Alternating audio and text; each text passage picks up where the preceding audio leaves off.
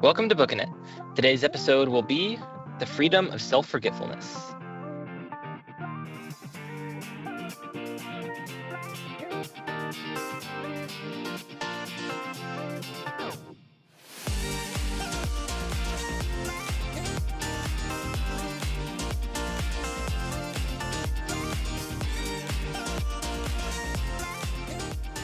Hey everyone, and welcome back to Booking It. I'm of course your eloquent host, Cooper Cobbs, and joining me today is my very good friend, Mr. Matthew Killingsworth. How's it going, everybody? Yeah, we're I'm glad to be back. back. We are so back, baby.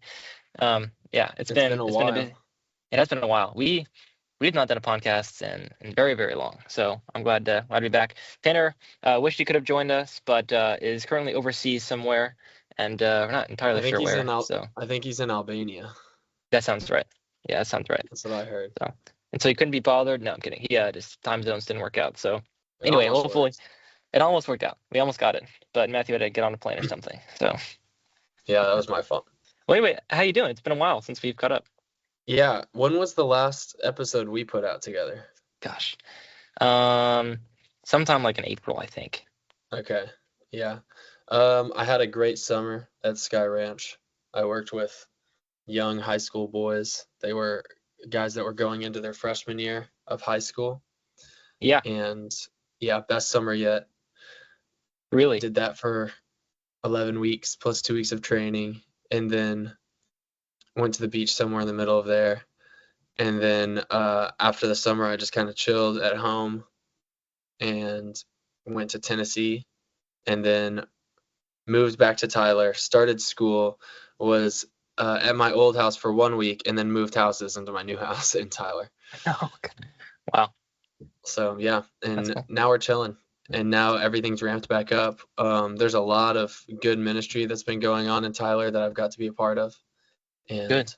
yeah, everything's just cruising by. It's like almost halfway through the semester now. Yeah, dude. I know. Time is really flown. Yeah, that's great. I guess if you've been listening to the podcast, and then you know. But I've had a good summer as well. Well, I don't know if have I talked to you about this, Matthew? So originally in like May, I was trying to get a job, after getting back, and wasn't gonna do like an internship or anything. So just trying to get like a job that I could, work part time over the summer and then, hang out with the family or whatever. Anyway, I the only like company that gave me an interview was it was doing door to door sales for an AC company. Mm, So yeah, it was not very fun, and I like got up at 8 and got back like at 8:30 p.m. when I did it for like one or holy two moly. days, and yeah, and like door knocking all afternoon in the Texas heat, and just not a great company environment. So anyway, I lasted like 2 days, and then started working for a friend from church who owns a landscaping company. He was like my family group leader on a mission trip that I went on last summer. And anyway, so just like worked with him, did like several like sprinkler install gigs. So I was like just digging trenches, moving dirt around for him, which it's still like in the heat and stuff, but it's way better than knocking on doors for sure. So yeah, enjoyed that. For an AC company that you don't even care about. Exactly. Yes. In fact, Yeah, that yeah, would be exactly. brutal. Yeah. Yeah. Yeah, So I love took that it on. kind of work. Like It is. landscaping, just getting Yeah. out there and being a man. Yeah, there's something simple about it. And I was talking to somebody about it recently too. I was like, every guy has to kind of have like one of those jobs as a backup plan where it's like if everything else goes to heck, like I can just do a fun, like not fun, but like a manual labor job and use my hands, and it'll be a simple life, won't make much money, but it'll be a good life. So anyway, Yeah. then were you gonna say anything about that or? Nope. Okay. Um, then yeah, I got back this semester, and it's been a lot of stuff. I've been working. I'm doing campus safety, so you guys better watch out. I'm gonna come after you with my mace canister. No, That and doesn't sound safe. yeah, no, it's you don't carry them around with you, but we have them, so watch out. Yeah, so I've been working. That's been good, but been busy. And then the big thing I've been doing is I'm an editor on the journalism publication. So it's like this is a student paper, The Herald, which has been really great, but it's been a lot of work. So I really enjoyed doing that. Hmm. And then, you'll find this interesting. My roommate and I, we did a sola scriptura debate on campus. So we were defending the Protestant side, and then we had some people defending the Orthodox and Catholic side. So that was a very fun thing that happened as well. But yeah, it's been a busy Really? semester so far, but yeah. How'd the debate go? Pretty good. It was a good turnout. We had about 50 students come out to watch, which was really fun. And then I think we did pretty well. So I think we represented the Protestant side fairly. So yeah, it's on YouTube. So if you guys wanna check it out. So no, Oh, yeah, that's interesting. yeah, yeah. So, but anyway, people aren't here to listen to us talk about our personal lives. That's not why people listen to us. Yeah, So that's true. That's true. um, today we're going to talk about I guess the impetus is Tim Keller's book, The Freedom is more like a pamphlet, really. The Freedom of Self-Forgetfulness. It's just kind of a More like short, a pamphlet. That's yeah, right. more like a short just introduction to the idea of broadly humility, but also understanding the self in a way that is proper. And then hopefully we can kind of talk about maybe humility and the self and pride Yes. more generally Yeah, afterwards most or definitely. through it. So I think this was a Most book definitely. actually you may have recommended to me over the summer. So maybe we should start with you. Like, how did you first encounter this book, and what made you kind of want to suggest it for a topic or for us to read? hmm Yeah, so this was one of many random books I got when I graduated high school. For some reason, everyone and their mom decided that what I needed for graduation was another book, so I ended up with like 40. Hmm. Um, and I'm sure they're all great books. I've yet to read even close to half of them. But yeah, I was kind of going through, and I know I talked about this on here before a year or so ago, but I've been going through this like just struggle to read, like this boredom with reading and just this like, drive to get up and like do anything else besides sit down and read. Um, and at a certain point last year, I was so like determined to get back into reading. I went and looked at all the books I had on my bookshelf, and this was the smallest one by far. And so I was like, I can do this. This is like 50 pages. Like I can read this.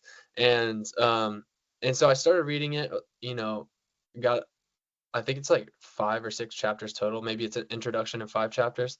I think I read through chapter one, the intro and chapter one, and then put it in my backpack to, in my mind, it was like whenever I'm at work at camp, not working, as if like I'm at an activity and there's nobody there, then I'll just pull this Right. out and read it, right? Yeah, that never happened. So, but then uh, it was, I think, session two of Sky Ranch, which was early June. I went to staff worship and everybody pulled up staff worship that was going that week. And our, at the time, staff ministry manager got up on stage and was like, "So we had a band booked for leading worship tonight, but they ended up like canceling on us. So instead of worship, we're just gonna all be sitting in reflection for an hour, and y'all can read or you can pray, you can do whatever you want quietly, but just do it yourself. Don't talk, don't socialize, don't distract other people." And I was like, "What the heck?" And I had not brought my backpack, my Bible, a book, nothing. Like I just went by myself because I was just gonna go worship and then turn around and Yeah. go back to the cabin. And so I was like just sitting there with nothing. And then I saw one of my friends and he noticed me with without anything to do really besides just pray. And he like handed me the book and I was like, "Oh, you know what? I should read this." And I ended up just reading it all in that 1 hour. Yeah. And so that's when I finally got to read it. And then at some point after that is when I texted y'all that I had read that and that we should talk about it at some point. Yeah. And and so that's, that was a good 3 months ago now that I read through that in one sitting. But I just went back over it recently, just like a summary and looking back through some of the quotes from the book and that kind of stuff. So I Yeah. feel ready to talk about it. Yeah. No, I had seen this book a lot of places as I think in the church we did speech and debate, they had like 100 of them or something like that because they're just Yeah, it's one of they're those like books two that like I dollars. guess churches should kind of have it on back stock and can just kind of hand out for free. So I always thought about just taking one, but I never did. So when you when you suggested it, I got it on Kindle and read it a couple times. But it was very good. I really enjoyed it, and I was glad that you had recommended it. So And no I don't hate know. Do you because just want it doesn't need to be longer than it is. It is exactly what it no? needs to be. Yeah. So yeah, I mean, he just has an introduction, 3 chapters, and a conclusion, just kind of walking through, kind of I don't know, maybe not the first passage you might think. I guess I hadn't heard about it. It's not like a passage that comes up very often, I suppose. But was it First Corinthians? Oh, what Three, passage? 3 through 4. Yeah, 3 through 3. Yeah, yep. Anyway, but it kind of just goes through it and exposits it as it relates to the self and humility. So yeah, it doesn't need to be very long at all. Uh-huh. Anyway, you read it recently. What were some things that just like some broad level things that stood out to you either the first time or this time reading through it? Uh-huh. Okay, so the first thing is this ongoing analogy that I think he introduces in the introduction chapter and he runs with for a while of the balloon. And so Hmm. he relates the human ego to a balloon, and he's defining our ego as in just like worldly people, non-Christians, and even Christians, sadly, a lot of the time, of our ego being this balloon that's getting inflated just by emptiness, just by air, and that at any point, obviously, it can deflate or pop. And just that's where a lot of these issues of pride and um, just this self-focus come from, because we're constantly worried about our ego inflating and then deflating, and then what can we do to make ourselves look good in front of other people? So what can we do to fish for a compliment so our ego can get back inflated, because we feel good when it's inflated and we feel bad when it's deflated, and so we're just like constantly focused on this. And so kind of uh without really saying it straight up, he gets to it later, but without really saying it straight up, he's hinting at the concept that he's going to introduce later of how no matter how you're looking at yourself, if you're always looking at yourself, it's wrong. And Hmm. that's what he's saying from the Christian perspective is you should be looking to Christ. And so whether you're looking at yourself really highly or you're looking at yourself really lowly, you got the wrong focus. And then he brings up on this topic, let me find this quote real quick so I don't butcher it. It's a C.S. Lewis quote. Wait, bear with me here. I can say it if you want, or you can find it. You know it? Humility is not thinking less of yourself; it is thinking of yourself less. Okay, yes, that's a good one. That's not the one I Oh, was this is something thinking of else. though. Yes, but I just had it earlier. Well, anyways, yeah, it's basically what I just said. I just can't find the exact quote, but it's it's self-esteem and self-deprivation. Like they're both equally taking the focus away from Jesus and putting it on yourself. And Mm-hmm. so it's that quote that's like when when you truly meet someone who's humble, Yes. you're never gonna know leave the conversation thinking they're humble. See, that's why I Right. wanted to find the exact quote because I just butchered that. But when you truly meet someone who's humble, you're not gonna leave thinking, oh, they're so humble. Wow, they put themselves down so much. Wow, they Yeah. talk down on themselves so much. Wow, they really like consciously talk about themselves in a low way in order to seem lowly. That's not Right. true humility. That's just a uh, that's just a low valuation of yourself. But in evaluating yourself lowly, you're still evaluating yourself instead of evaluating the things of Christ, right? Right. And so Right. whether it's someone who's really stuck up or it's someone who seems really humble, both of those people struggle with this balloon. They just have different ideas of what, or they just have different ways that their balloon gets inflated, and then gets deflated. And so they keep feeding into this to inflate it again. And then so all that to say, the point that he gets to with the balloon is he's like, when you find your identity not in anything that you can produce or anything of yourself, the balloon is inflated um, by God basically, and held stretched out by Right. God. Basically, like if you filled a balloon with concrete and just let it dry there, it would just stay in its shape. It would be firm, right? Because you don't want to be a deflated balloon. Right. You don't want to be like anxious, scared, afraid, uncertain of yourself. You want confidence, but the only confidence, the only boast that it's worth that's worth boasting in is Christ himself. I actually read that in Hebrews last night with my Bible study, Hebrews 3. If we're going to boast or have Yeah. confidence in anything, do so in your future hope. And so that brings up the last quote I was going to say. In the gospel, the verdict leads to performance. In religion, performance leads to the verdict. And so it contrasts all religions and just the concept of religion to the gospel specifically, which is in the gospel, God has made the verdict that if you're a Christian, you're good, you're going to heaven, you're saved, you're locked in, and that means through this ongoing relationship that you now have with God, you are going to produce these good fruits, and that's your performance. But it comes from the foundation Mhm. of your relationship with God. In religion, it's legalistic. You got to do all these good things. You got to self-produce, kind of like you're self-inflating the balloon, and that's how you're going to maybe be good enough to get to heaven. It leads to the verdict, right? So that was a good Right. contrast as well. But yeah, those are my general thoughts.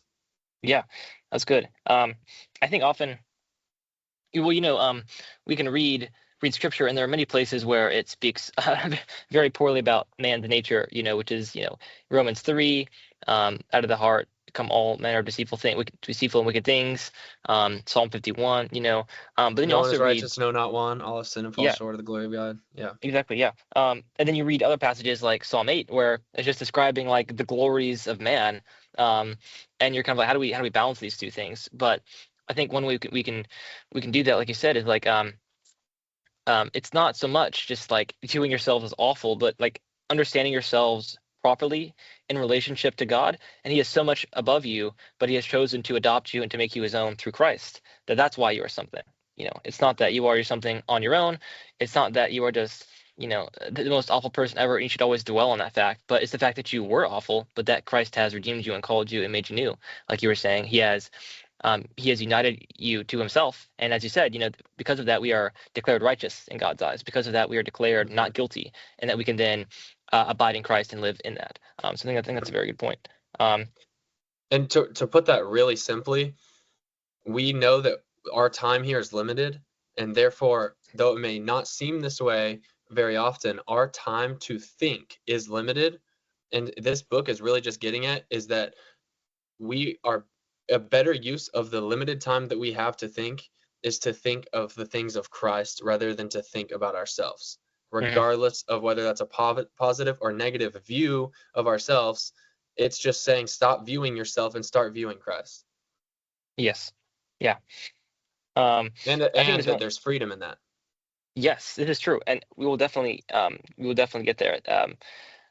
In this conversation. I really found interesting. You started off with the idea that, traditionally, um, people thought, both Christian and arguably non-Christian as well, that the root of most evil, if not all evil in the world, was having too high a view of yourself. But in the modern world, it's now having, too low a view of yourself.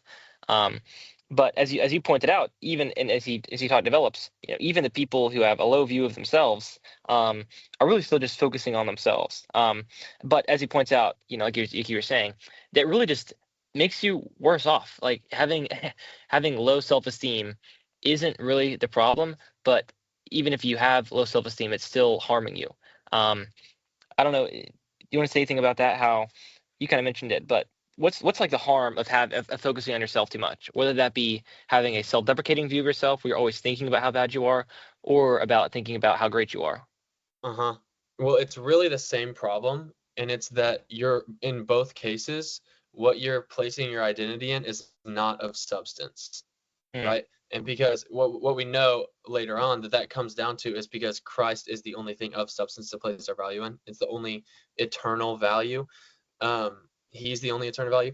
And so when we're placing all of our faith and our confidence in our self-esteem, our high self-esteem, like we think basically I'm him, I'm Superman, I can take care of it all for myself. Um, and I think very highly of myself.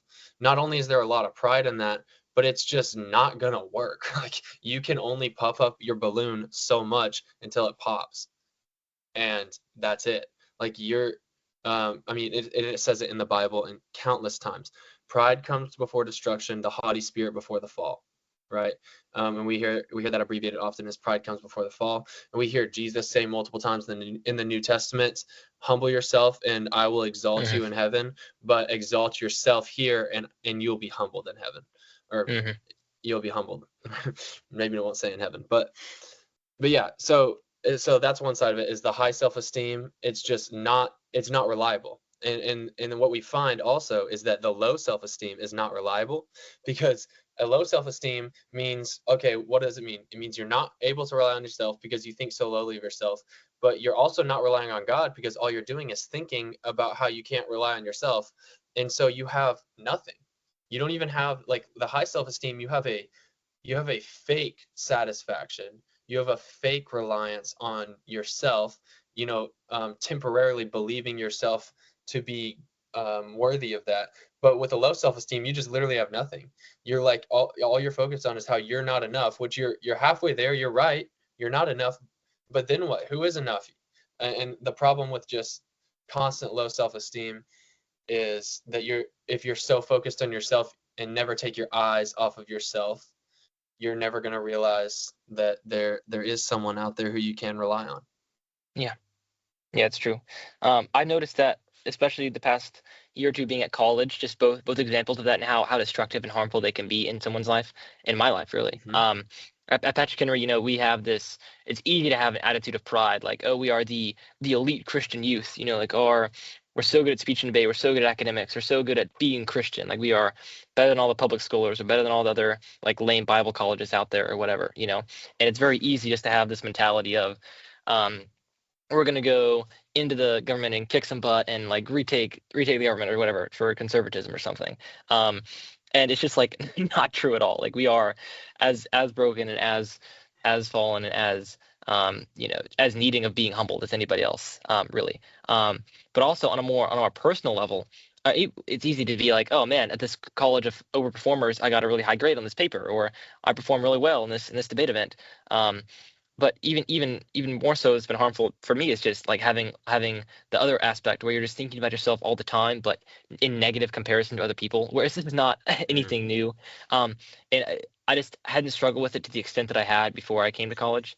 Like, this book really helped me. Like I don't think reading this book a few years ago would have hit me as hard or helped me as much as it did reading it over the summer after a year of having been at college, which is just like, man, like there are so many people who know much more, are smarter than I am, can write better, have read more, and you just start like comparing yourself to them, and you just like go in on yourself, like you just. But as he points out, the moments you feel the most free are the moments where you aren't thinking about yourself. You're having fun with friends. You are worshiping Christ. You know, with abandon, I guess is maybe the word that is in common parlance. But you are forgetting yourself, because as he quotes Lewis, this is very common knowledge now, but pride is by nature competitive. You are trying to compare yourself to others, and even when that comparison comes out to be negative, you just go in on yourself, and it is just not productive to anybody. It's harmful. So yeah, I'll just say I really appreciated his comments on that regard, on both being destructive. So yes, great example, and thanks for sharing that. Yeah. And I think you're totally right. It is not a new problem or struggle that we face by any means, but it is sadly an ongoing one, and so it's still super relevant to talk about. And I'm right there with you. I've struggled in both senses with high self-esteem, and I feel like historically I have been someone to project high self-esteem when internally I have really low self-esteem, and I think there's probably a correlation there. And it's all wrapped up in pride and just trying to find a way to make it work myself rather than just giving it all up and relying on Christ. And I did really quick want to read from the book. So I had the book pulled up, like a PDF of the book, and then I had like a summary pulled up, and I was searching all over the summary to find that quote, but I was actually on the page in the book. That's why I couldn't find it. So here it is real quick. C.S. Lewis in Mere Christianity makes a brilliant observation about gospel humility at the very end of his chapter on pride. If we were to meet a truly humble person, Lewis says, we would never come away from meeting them thinking they were humble.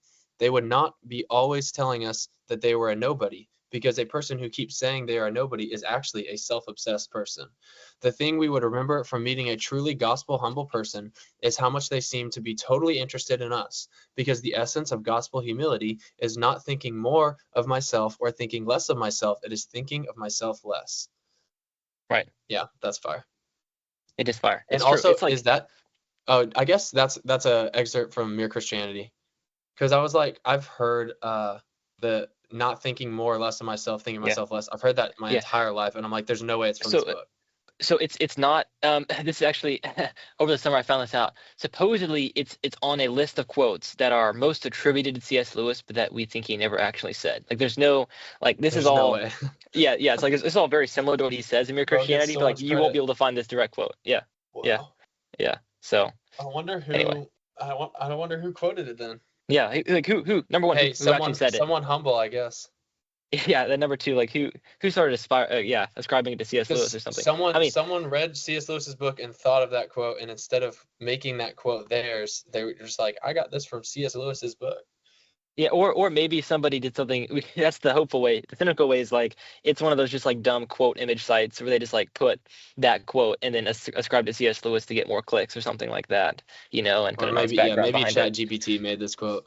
This was before ChatGPT was a big I thing. know, I So, know. You're right. yeah. Okay, what else?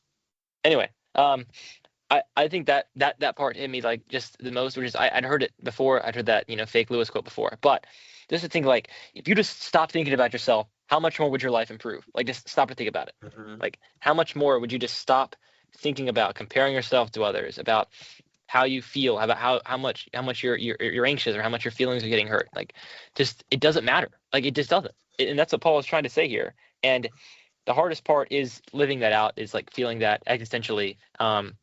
And living like it. But it's just true. Like just stop thinking about yourself all the time. Just stop it. And I think there are ways we can hopefully we can take steps to do that. And I want to get your thoughts on this, like to not set ourselves up for doing that, if that makes sense. So Hmm. I think a big problem, obviously, again, we're saying sometimes very obvious things in this podcast, but sometimes they need to be said. Like being on social media all the time, just not good. Just being on Instagram and looking at other people's lives, just And not really great for your I will self-esteem. actually, I'll go into a little more in depth with that because I agree with you, but it's also said so much on a surface level like that Yeah, to where true. like kids are probably tired of hearing that. Um, I I was on all sorts of social media for a while, a few years, and my self-esteem internally was so low because no matter how much I went to the gym, there was always some guy, probably multiple, on Instagram that I Yeah, right. follow and that I'm seeing posts from that are infinitely more jacked than me. And obviously, I know nothing about their life. I don't know what they're doing. I don't know what their lifestyle is. I don't know how many hours they have available to be in the gym, um, but at the same time that it's making me feel really it's making me feel like my self-worth is close to zero. It's also those sorts of things are shaping me to find my identity in something like how Hmm. strong you can get at the gym. When before that, like genuinely, when I started going to the gym, it wasn't to find my identity in it and be the most jacked guy in the room. It was just, hey, I want to get a little bit stronger, you know? Right. But then as I'm like comparing myself, it's making me feel really low, and it's also tightening my sights to see like uh this is what I need. Does that make sense? Like Yeah. Yeah. it's convincing me that that is my need, which is crazy. But deleting Instagram, for example, did help with that a whole lot. And that's not Yeah. the only thing. There's intelligence, um, there's things that you mentioned, debate ability, like what sports ability. There's Yep. so many things, and there's always I gonna mean, be let's someone let's be like how online. how how how quote unquote spiritual somebody else is that you see in your life too. Like Yeah, even good things. Yeah. spirituality. There's always gonna be someone who's quote unquote better at it than you, or at Yep. the very least Yep. better at making themselves seem better at it online. Yep. And so online is just worthless. There's always someone who's better at editing a photo than you. Yes. I'll say that. Yep. Yep. Um, anyways, yeah, Always continue somebody what you were better at saying. podcasting than us. I mean, it's Well, hard to yeah, believe as it might be. that is Yeah. I'm undeniably kidding. true. um, I really enjoyed this quote. This is at near the very end of chapter 2. And I think this gets into, well, I'll read the quote first. He says, I can start to enjoy things. The implication of Paul is saying is that I can start to enjoy things that are not about me. My work is not about me. My skating is not about me. My romance is not about me. My dating is not about me. I can actually enjoy things for what they are, which I think is really true. And I think gets into, so Tanner and I, the last podcast we published was one Tanner and I did on identity, which I think has an interesting tie into this, because the Mhm. way we view ourselves, we've talked about the whole time basically. But I think one big thing that what he's saying here is that we shouldn't be assembling an identity based on the things that we do or the things that we think of ourselves. We should not tie these things to our identity per se, but rather they are things we do, and that we can see the value in them, not because that we are doing them per se, but because the thing that has been done is good, and because we're seeking to glorify Christ in that. So I think that's an important part to make, important connection to make to identity, that we shouldn't just take all these things that we do and we think of ourselves as being, and just apply that to ourself, our internal person, but rather see that these things are being done for other reasons than just myself. I am not what I do, but this is what I do, and I seek to glorify Christ in that. I don't know. Does that make sense at all? I would actually go one step further than that and say that the intention is so much more relevant than anybody talks about. Like Christ looks at your heart, right? He doesn't Hmm. care what you look like. He doesn't care about the outside. He cares about the internal. Where's your heart at in that action? And so even a externally good action like holding open the door for the lady walking behind you, or helping the old Yep. lady get her groceries out of her car, or whatever, the good action done for any reason other than to glorify God, I would argue is sinful, because it's done. Hmm. It's just an action in and of itself. If it's done for you, to glorify you, to make yourself look better, to make yourself look more humble, it's sin. Right. Right. And I mean, this Um, goes back to the depravity of people before before they're saved, before they work for God, before they are in relationship with God. Our sin nature, it makes it so that everything we do is sinful, even things that are objectively good or externally good would be a better way to say it. Um, right.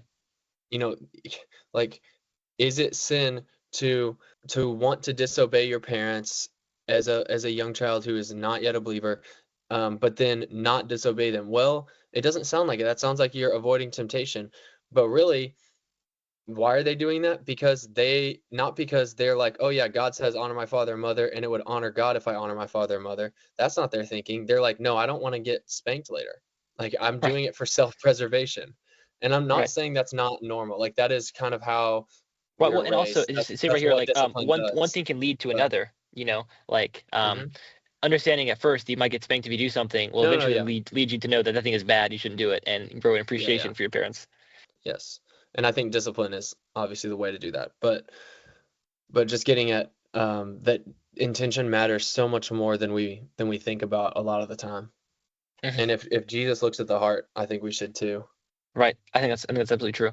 Um, One thing I want to say, kind of, you mentioned at the very beginning, but the way he ends the book, is talking about, how the verdict leads to performance, and instead of the other way around. You talked about Mhm. that at the beginning. Mhm. Um, I think that in Christianity, um, the mechanism for understanding this is even just so much. It's so much more than just like, God says something and then you choose to go out and respond, but the two are so connected. Um, so I think that, one of the things that as Christians we believe is that the believer is united to Christ. We are in Christ. The New Testament says, hundreds of times. And the thing about being in Christ is that when you are by faith united to Christ, you not only receive the verdict, right? You receive Christ himself and the benefits he has won. So you receive his righteousness, you receive his declaration of being not guilty. But as being a part of Christ, you also receive the work of the Spirit in you. You receive, the internal renewal of Christ as well. So it's Mhm. not just you are declared and then you choose to go and respond, but they are one and the same. The same thing Mhm. that brings you the verdict is also the same thing that organically leads you to what he calls perform, right? Which is to do works of righteousness and to grow in holiness according to Christ. So I think that Right. it's in Christianity, these two things are so united, you can't separate them. You can't separate them at all. One always leads to the other. Union with Christ always leads to this declaration of righteousness, and always leads to the performance of holiness and righteousness as well. Right. And for clarity, that's what the fruits of the Spirit are. That's what Paul is always talking about in the New Testament. And in Matthew 7, the Sermon on the Mount, Jesus says repeatedly, you will know Hmm. them by their fruits. Hmm. Like that, those good works that are done out of a true repentance and sanctification and walk with Christ, those good fruits that are produced from that are how we can identify a true Christian. Yep, that's true. That's true. All right. Well, anything else you wanna add about this? The last word I wanted to talk about was the word freedom. The Oh freedom of yes, yes. self-forgetfulness. So we talked about self-forgetfulness a lot, but can you kind of connect the dots as to where freedom falls in there? Yeah, so we talked about earlier the harm of having both a high and a low self-esteem. And Keller basically argues, and I think he's definitely right, in proving it from the text, that the benefit of not thinking about yourself either too highly or too lowly is that you are just free. You have no more, You have no more anxiousness. You have no more worries. You have no more doubts, because everything that you are is secure in Christ, and it's outside of you, and it's nothing to do with you, um, because it is all Christ's. And so that is incredibly freeing, because as I kind of quoted earlier, it frees you up to do all these sorts of things for themselves and for the glory of God, and not for yourself. You don't have to be calculating. You don't have to be always worrying about whether something you do is the right thing for you to do. You don't have to worry about how certain actions will impact you. You just have to worry about nothing, and you have to trust in Christ, and that leads to freedom. It leads to correct action, actually. So that's kind of how it started, but you can add on to that. No, yeah, I think you're spot on. And I just wanted to bring up 1 Corinthians 4:3, which is Paul introducing him, or not introducing himself, but talking about what it's like being an apostle. And he says, I care very little if I am judged by you or by any human court. Indeed, I do not even judge myself. My conscience is clear, but that does not make me innocent. It is the Lord who judges me. Therefore, judge nothing before the appointed time. Wait until the Lord comes. Um, and like, how nice would that be, just to not care? And I think it's easy to say, yeah, I can try to figure out how to not care if I'm judged by humans, right? Like, you can Yeah. rationalize that in your mind. But when he goes, I do not even judge myself, dude, I don't know if I'll ever be able to say that, honestly. No, me definitely not. Yeah. Yeah, Like, I I know. am the most judgmental person of myself. It's all day, every day in my own head, nonstop, and it's awful. It's Yeah. wrong. Yeah. And yeah, that's exactly what this book is getting at, is that letting go of that. And like Cooper just said, it's all one thing. It all stems from having a true ongoing relationship with God, because in that relationship, when you're recognizing him as the Lord of the universe, you start to realize whose opinion matters more, his or yours. Obviously his, right? Yeah. He created it, he designed it how he wants it to be, and so his opinion is what matters of each and everything. Yeah. He is the judge. And so um when we value his opinion, over our own, that's where the freedom is, because we can focus on what's important to him, and that usually Yeah. has nothing to do with any of the stuff we worry about ourselves. But Right. that ability to value his opinion over our own only comes through a true relationship with him. Yeah, and this is the idea that the famous Saint Augustine quote, where he said, "Love God and do as you please," because the person who loves God and knows Him intimately will do the We're right thing. It'll pleased to flow do from that. what God pleases him to do. Yeah, exactly. Yeah. Yeah. So freedom is not just acting however you want without restraint, but it's the freedom is the ability to do the right thing in the eyes of God. And so nothing about yourself frees you to act according to how God desires you to act, and not only to do that, but to desire to do it as well. So Yeah. yeah, well, I think we said everything that needs to be said about humility. Just kind of, you know, not prideful at all to say that, just the truth. So no, I'm kidding. No. This is It's really good. I think that I know that for some people, Tim Keller can be controversial, I guess. Can But he I would really? say, yeah, in some circles. But I'd say no matter what, this book is a good read and would recommend it. So Mm-hmm. yeah, yeah. Anything else you want to say?